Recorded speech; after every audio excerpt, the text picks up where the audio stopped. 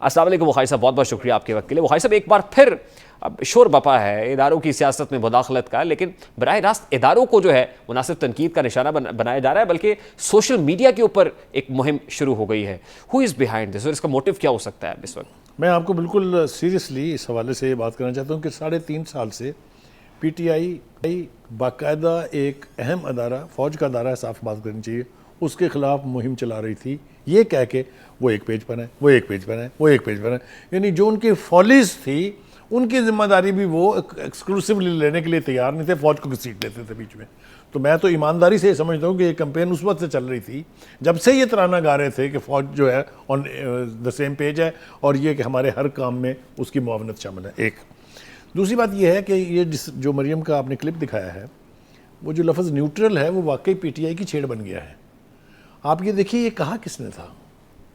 एक बहुत senior rank के मिलिट्री ऑफिसर ने, जो ISPR के हेड है, जनरल नदीम बाबर, उन्होंने कहा था फ़ौज का सियासत से कोई लेना देना नहीं है और हमें सियासत में ना घसीटा जाए। इसकी इंटरप्रिटेशन PTI की है कि वो सो कॉल्ड न्यूट्रल हो गए हैं और न्यूट्रल को उन्होंने गाली बना दी है।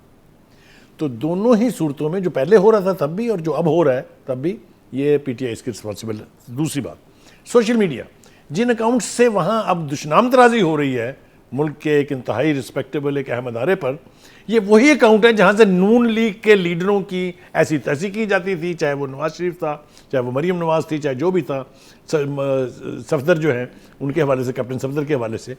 तो ये कैसे कह सकते हैं कि जनाब ये जो है नून लीग के अच्छा, इंटरेस्टिंगली वखाई साहब, हुकूमत की हम इत्तेहादी मुस्लिम लीग काफ की जानिब से भी अपने रिजर्वेशंस का इजहार किया गया है कि इसमें जो है वो पाकिस्तान तहरीक इंसाफ जो है वो मुलव्वस है, उसके कारकुनान जो सोशल मीडिया ट्रॉल्स हैं वो काम कर रहे हैं। तो ये तो बड़ा अलार्मिंग है फिर खुद हुकूमत के लिए कि आपका अपना इंपॉर्टेंट एला है ये कह रहा है। और ख़ास तौर पे चौधरी शुजात हुसैन साहब ने जो इन रीसेंट डेज जो मशवरे दिए, उनके अब साहबजादे जो हैं उन्होंने एक ट्वीट की है और उसके अंदर ये बात सामने आ रही, सालिक हुसैन साहब ने। तो ये बड़ी इंपॉर्टेंट चीज़ है और हुकूमत को इस पर सोचना नहीं चाहिए। देखिए, जो तो क्या ये डिस्टेंस को साबित कर रहा है कि वाकई देयर इज अ डिस्टेंस? मेरे ख्याल से इसको ज़रा मुझे और तरह से कह लेने दीजिए। जो जिस तरह की फ्रस्ट्रेशन का शिकार है PTI, इसकी लीडरशिप और ख़ास तौर से इमरान खान साहब, आप ये देखिए जो पिछले 4 जलसे उन्होंने किए हैं, चारों जलसों में उनको 2 चीज़ों से तकलीफ़ है। एक, न्यूट्रल के लफ्ज़ से, कभी वो उसको जानवर कहते हैं, कभी वो उसको कुछ कहते हैं, कोई नहीं होता, और इस हद तक आगे चले जाते हैं कि उनको हिंदुस्तान की फॉरेन पॉलिसी पसंद आ जाती है। वो कहते हैं कमाल कर दिया मोदी साहब ने। ये तो हाल है हमारी लीडरशिप का। तो एक तो इमरान खान साहब जो कुछ फरमा देते हैं डाउन द लाइन, फिर उसके ऊपर अमल होना शुरू हो जाता है।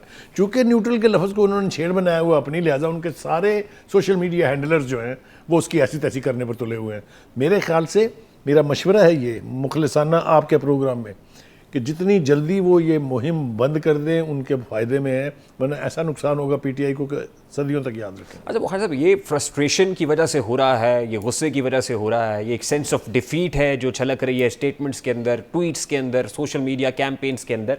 आपको लगता है कि जो पहला स्पेल था इमरान खान साहब का, वो पहले स्पेल के अंदर सक्सेस हुई है उन्हें एज़ फार एज़ उनकी काउंटर स्ट्रैटेजी इज़ कंसर्न तहरीक अदम एतमाद के मामले पर, कि सुप्रीम कोर्ट ने जो पिटिशन है उसको टेकअप किया सदारती रेफरेंस की? देखिए, पहली बात तो यह है कि everything depends on intentions. Intention उनकी 2 है। एक इंटेंशन उनकी ये है कि मामला जितना ताख़ीर हो सके हो जाना चाहिए, इसीलिए वो रेफरेंस लेके वहाँ गए हैं और डे टू डे प्रोसीडिंग की बात कर रहे हैं ताकि ये मामला और लटके। और ये बात अपनी जगह तय है कि अगर इसका फैसला नहीं होता ये, लेकिन chief justice of supreme court के बस में है कि वो अगर ये कहें कि प्रोसीडिंग होती रहेगी इसकी, लेकिन वो प्रोसेस नहीं रुकना चाहिए जो वोट ऑफ नो कॉन्फिडेंस पर वोटिंग का है। ये ऑप्शन अवेलेबल है। दूसरी बात ये है कि एक कोशिश ये हो रही है कि अदारों के ऊपर एस्पर्शंस डाल के अपनी जस्टिफिकेशन ढूंढने की कोशिश की जाए। ये भूंडा तरीका होता है हमेशा, और यही वजह है कि वो एक अच्छा काम किया हुआ नहीं गिनवा सकते उन चंद चीज़ों के जो रेटरिक के तौर पर ये क्या है जी, ये ट्रेड डेफिसिट कम हो गया जी, ये सारी फिगर्स गेम है। मुझे तो उस वक्त पता लगेगा जब इसका ट्रिकल डाउन इफेक्ट आम आदमी के ऊपर आएगा। आम आदमी की तो चीखें तो निकलनी बंद हो गई हैं, अब सिसकियाँ निकल रही हैं। ये रमज़ान आ रहा है ना, आप देखिएगा सही इसमें होना क्या है। दुनिया भर में जो मुसलमान ममालिक नहीं है, ऑस्ट्रेलिया है, जर्मनी है, न्यूजीलैंड, वहाँ मुसलमानों के लिए हलाल चीज़ों की कीमतों में कमी और 50% डिस्काउंट होता है अशियाए ज़रूरिया पर। और ये मुल्क एक हमारा गवर्नेंस का तो प्रॉब्लम है ही नहीं ना इस वक्त, तो सारी की सारी पॉलिटिक्स फोकस्ड है। सुना नहीं आपने क्या कहा? गवर्नेंस की तो बात ही नहीं है एज फार एज चारों सूबों के अंदर ऐसे ही तो मोर और लेस दिखाई दे रहा है। खास तौर पे वो जो PTI गवर्न प्रोविंसेस हैं या सेंटर है, सारी पॉलिटिक्स इस वक्त फोकस्ड है तहरीक अदम एतमाद के ऊपर, वो गवर्नमेंट है या ऑपोजिशन है। तो रमज़ान वाली बात, ऑब्जर्वेशन आपकी बिल्कुल दुरुस्त है कि ऐसा होने वाला है, लेकिन आपको लग रहा है कि ये माहौल। देखिए मैं कतकलमी कर रहा हूँ, आपकी माफ़ी चाहता हूँ आपको। पहली बात तो ये कि गुड गवर्नेंस से कोई ताल्लुक नहीं है पीटीआई का, दो लफ्ज़ कभी जोड़ के ना बोलिएगा आइंदा, क्योंकि उन्होंने साबित कर दिया।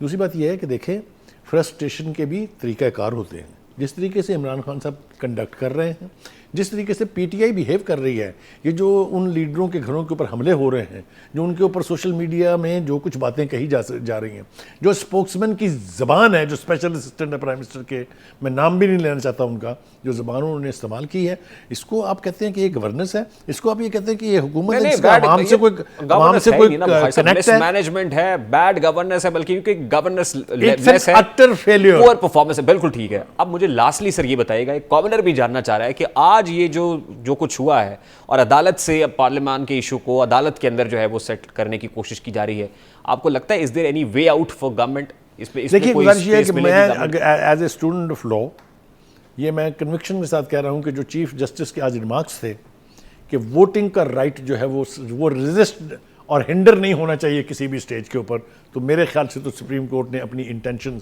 वाजे कर दी हैं। ये एक लॉस्ट केस है। आप रीराइट नहीं कर सकते कॉन्स्टिट्यूशन फॉर गॉड सेक, जो आज से 70 साल पहले बना था या 60 साल पहले बना था। वो लोग बेवकूफ़ या पागल नहीं थे। It was one document in this countries history which was a consensus document. कोई चीज़ इबाम पर नहीं छोड़ी गई। 2 दफ़ा पहले वोट ऑफ नो कॉन्फिडेंस इस मुल्क में हो चुके हैं, तब तो किसी को ये बात समझ में नहीं आई थी। दूसरी बात यह है कि आप अपनी मर्जी की, too late to make difference, absolutely, but you see आप अपनी मर्जी से कॉन्स्टिट्यूशन की इंटरप्रिटेशन करके, वो इंटरप्रिटेशन तो ऑब्वियसली अब सुप्रीम कोर्ट ने करनी है, एब्सोल्युटली करनी है। लेकिन मैं फिर आपसे कह रहा हूँ, काहे की इंटरप्रिटेशन सीख कर रहे हैं? Something that is not in part of the which is not part of the constitution. ये सब कुछ है ही नहीं। दोनों चीज़ें वो मांग रहे हैं, एक ये कि जी वो वोट नहीं काउंट होगा, और दूसरा ये कि जी वो ताहयात नाहिल हो जाए, तायात ये प्रोवाइडेड ही नहीं है, उसमें इसका कहीं तज़किरा ही नहीं है, तो इनकी मर्जी से तो कॉन्स्टिट्यूशन रिराइट नहीं हो सकता। Let's see what happens. Bukhari साहब बहुत बहुत शुक्रिया आपके कीमती वक्त के लिए। सीनियर सहाफ़ी तर्जुमाकर साहब हमारे साथ मौजूद थे।